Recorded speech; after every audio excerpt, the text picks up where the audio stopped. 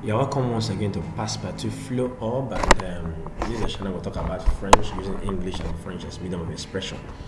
If you've been following the channel, you know that there's quite a lot we have for you. So if this is your first time, hit the subscribe button and make sure that you follow us all through. Now, we deal with issues that are a bit clumsy and tricky in French, and one of them today is called liaison. Now, liaison in French is used in speech, very important. Now, what is liaison? Now, liaison occurs when we pronounce a consonant that is not pronounced on a normal day in French, being a language that swallows letters, because of the presence of a vowel or a silent H in the next word coming after it. And this is an example we have here. This is the word enemy. This enemy, this is supposed to be nasal. Now, that's giving you this. And then for this particular enemy, because of this A here, this particular N that is not pronounced on a normal day is pronounced. So that's what liaison does. So liaison has to do with the appearance of a consonant that is not pronounced in the first syllable of the word it follows. So that is for liaison.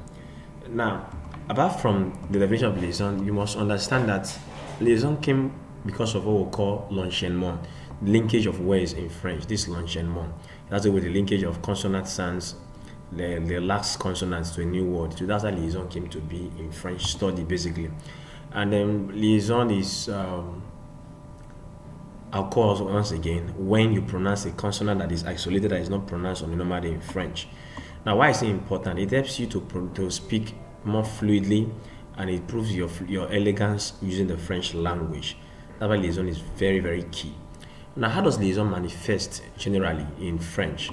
Now, the very first one you must know is that you can see with the phoneme Z, T, N, P, R, G. But for that G is very rare. You come to understand better. Apart from that, look at the examples. I have that phoneme Z. Now, it can be realized with three alphabets. That's S, X, and Z. Now, for the S, look at it. Liaison occurs. You have les amis. For X, we have deux amis. Then you have, for Z, you have she. The Z is not pronounced on a normal day, but because of this vowel E here, it becomes chez elle, chez elle. So this is where the liaison is, chez elle, chez elle. Now the next phoneme where we have liaison is T. We have un petit ami. You can see it there, un petit ami. This T is pronounced here because of this silent H. The next one is letter D. Now, this D here is linked to the next one of the silent H also. But the D becomes a T. We are going to find that later. Now, the next phoneme is phoneme N. N. That's dental sound. Now, we have mon ami. Mon ami. Now, these two, O-N, is supposed to give you a nasal vowel on the normal day, but because of this A here, the sound is denasalized, and the N is not brought here. So you have mon ami, something like this for the mon, then N cannot appear. So that's what liaison has done as far as that word is concerned. The next thing is the next phoneme is phoneme R. You have it in premier étage. On a normal day, you don't pronounce this R here. You don't pronounce this R in French. But because of this E here, it's not pronounced premier étage. So that is for that particular one. The next thing you need to take note of is this phoneme P. P. We have this example. We have trop. The P is not pronounced. But how you link this trop and important, you have trop important. So the P is pronounced here. This is for beaucoup à faire.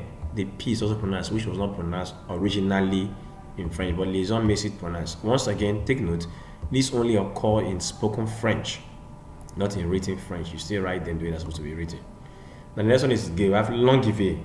Longive. On the normal day, the G is not pronounced, but because of this IV, the winter here is pronounced because that's to maintain fluidity of the language. So, having said that, the next thing you want to take note of is some examples. You have les enfants. You see those ones in red. This is where the liaison is. We have ils arrivent. Then you have un grand temps. You see, I have marked already where you have the liaison. You have les anciens élèves, anciens élèves, anciens élèves, les anciens élèves. Then you have, il y a beaucoup à faire. We have un long, okay, un léger accident. The arrow is pronounced there, which is not pronounced there. Now, the first step will do the transcription by the right hand side. The other one we just brought out just the where the liaison is. You see Z coming there. We have T, we have Z again, we have Z again, we have T again. So that's where the liaison is in those ways. Now, there are three types of liaison in French. One we call a liaison obligatoire. Now, when you say something is obligatoire, meaning it is compulsory. For this particular thing, you must put the liaison there. So why are they used? Let's dive into it. You have les déterminants. How we call determinants in French? There can be articles and so many other determinants. So when you have words like this and they are followed by another word and that begins the vowel, you often have liaison with them. The next one is preposition. Now for this preposition, this is what I'm talking about. This preposition, on, don, chez, sans, sous, liaison comes after them when the word begins the vowel. We have les adverbs, but these are monosyllabic adverbs in the sense that they must be just one syllable, and that's what we have right now there, as you can see on your screen.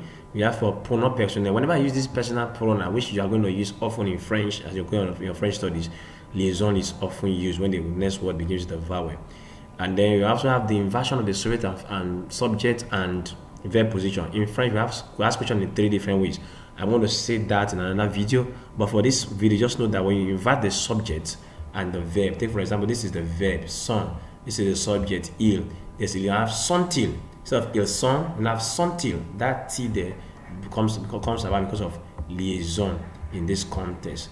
Now, apart from liaison obligatoire, you have another type of liaison. We call it liaison facultative. Now, for this one, you can decide to use liaison or not.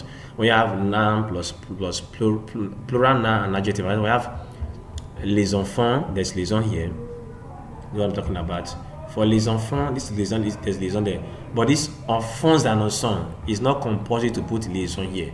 So that's what we mean by liaison facultative. And I've also taken time to, as you have seen, that you have verb plus verb. Je suis allé or je suis allé.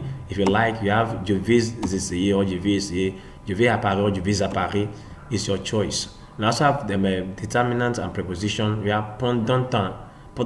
Pendant un nom, you can decide to put there, you might not put. Toujours utile, you can put, you might not put. So you must take note of this. These are we call them liaison facultative. They are optional.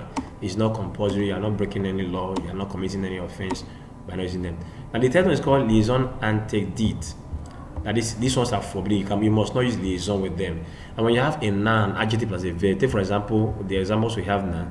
You have un savant. You cannot say savant anglais. You cannot have liaison between this T and this. You cannot say maison là. There's no liaison here. So it's called liaison interdite. You cannot have liaison with that kind of conjunction. We have inversion du pronom plus verb. In question, take for example, we're asking a question. Qu'a-t-on envoyé? You cannot say qu'a-t-on envoyé? No. Qu'a-t-on envoyé? There's no liaison here. It does not exist. So that's for French. These are we have a with this particular conjunction a. There's no liaison. I have lui et elle. You cannot say lui et elle. No, it doesn't work like this. Lui et elle. There's no liaison there. We have the adverb and interrogations, so on and so forth. So I've given the examples. You can find them as you can see on your screen. We don't have liaison in this context.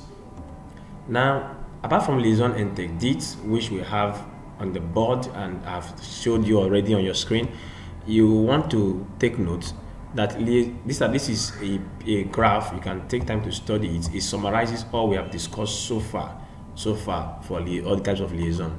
Now, as we conclude, you must take note that liaison is very important in French and is not used in every situation. It depends on the context when you use it, and also that liaison can be optional, it can be compulsory. So take note of those ones.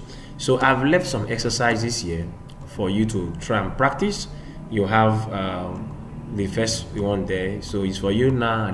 For this set of questions you have on the board, you have to work on them, do them, and practice where there's liaison or there's no liaison. Apart from that one, this is another one. You can try and do called transcription. For those of you already granted in French, try and transcribe these sentences. And for my students, if I was to tell them, I would have to do it, transcribe it, and try your liaison. See you in the next video.